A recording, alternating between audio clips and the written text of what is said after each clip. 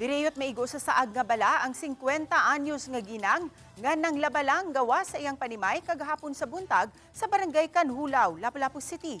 Ang dugang detalye ning maong balita sa live ug exclusive report ni Luan Merondina. May Ses gihulagway sa mga barangay officials nga alarming na ang hitabo. Kini ilabi na kay kini na ang ikatulong insidente nga may naigong panimay sa saag nga bala sa barangay Kanhulaw karon lang buwana. Kana siyang balaha, ma'am. Atod gid siya na kung nanlaba ko. Naglubag lang, hilan ko sa Ginoo, ma'am. Nag-anak ko sa akong puro, sa akong mga bata.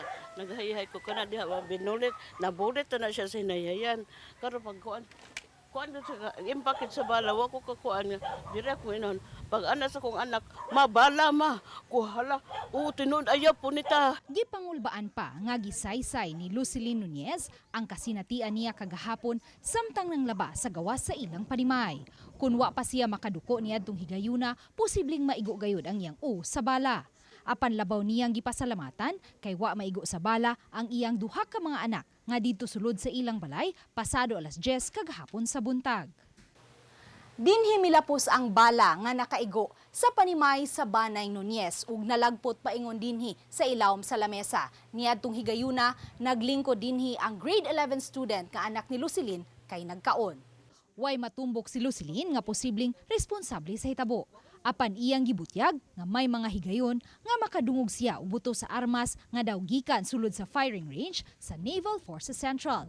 Anaa lang sa 150 meters ang distansya sa panimay ni Lucilin sa koral sa Naval Forces Central diin gikatahong duol usab ang firing range. Natrauma ko sa kahadlok ko kay dili bayanan mo kay bala bayanan dilapos na to sa mong bongbong. Ako'y Ginoo ko nakakaimo. Ako'y Ginoo ko di pag sa Ginoo gitugyan akong kinabuhi nga mapildi ko anang orasa. Ang insidente gipablatter ni Lucilin sa barangay Kanhulaw ug may mga investigador na usab sa Police Station 3 nga nisusi sa dapit na hitabuan. Gihulagway ni Kanhulaw Barangay Captain Nestor Paipa nga alarming na ang hitabo. Kini na ang ikatulong insidente sa saag nga bala nga nahitabo sa barangay Kanhulaw. Ang unang insidente niigo sa atop sa panimay sa Banay Albarico sa Purukay Mito niadtong June 2 sa alas 2 sa hapon. Didto kini nilapos sa usa sa mga kwarto sa maong panimay apan maayo na lang kay way tawo sulod sa panimay niadtong higayuna. Nasundan kini pagka June 11 sa alas 2 gihapon sa hapon sa panimay sa Banay Bagyo. Niadtong higayuna, nagtanaw og pasundayag sa telebisyon ang anak ni Teofilo Bagyo nga si Mary Ann ug ang iyang 2 anyos nga apo. Ang bala niigo sa ilang bintana, bungbong ug cabinet sa ilang sala apan naiway ang mag-inahan. Alarming na gyud kaayo ni ma'am kay imagine usa duha or katulo alarming na gyud. So manghinaot ko sa ato ang mga kapulisan na unta makuha na gyud nila ang investigasyon nga mapahunong na unta ni diri nga portion sa ato ang residential area sa Barangay Kanhulaw. Mato ni Police Colonel Augusto Desqueo, City Director sa Lapu-Lapu City Police Office, nga pulos iya sa caliber 9mm pistol ang mga nakuhang bala sa panimay sa Banay Albarico niadtong June 2 ug sa Banay Nunez kagahapon June 22. Samtang bala sa kalibre 45 nga armas ang niigo sa panimay sa Banay Bagyo niadtong June 11. Isa sa mga nakita po ng mga investigators natin is during interview po mayroon pong mga putok na nanggagaling po sa loob ng Navy base po natin.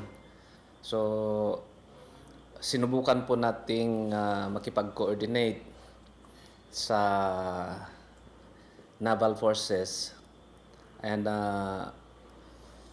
personally, pumunta po yung ating station commander doon noong last June 17. Nakig-alayo na usab ang Lapu-Lapu City Police sa Naval Forces Central pinaagi sa usa ka formal letter. Immediately po gumawa naman po tayo ng sulat para po mag-call, mag-render ng call and also to sana discuss yung incident ng mga stray bullets doon sa malapit po sa NAVFORCEN po natin dahil isa po yun sa ating mga nakikita na baka doon po sa firing range nila nanggagaling yung mga bala na nare-recover doon sa malapit po doon. Subling giswayan sa Balitang Bisdak, pagkuha ang habig sa Naval Forces Central, apan hangtod karon wa pay giluwatang opisyal nga pamahayag ang NAVFORCEN. Ses, nagpaabot pa ang Lapu-Lapu City Police sa tubag sa Naval Forces Central kung kanusa sila makapahigayon og tigok. Samtang naglaraw usab ang mga barangay officials nga makigdialog sila sa taga NAVFORCEN. Panawagan nila nga unta dili na huwaton pa nga adunay residente sa dapit nga maigo una aksyonan ang hitabo. Ses? Dagang salamat, Luan Mayron Dina.